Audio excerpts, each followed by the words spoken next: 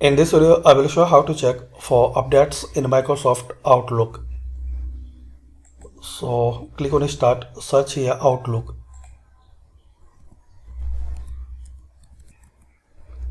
Open Outlook application.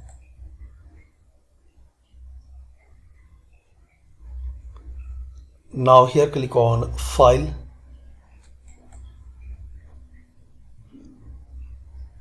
Then click on Office Account. Now you will see Office updates. Update for this product are available for download. And also you can check from here update now. So it will check update for Outlook Office, and if update is available, so it will automatically download required files. So just click here update now,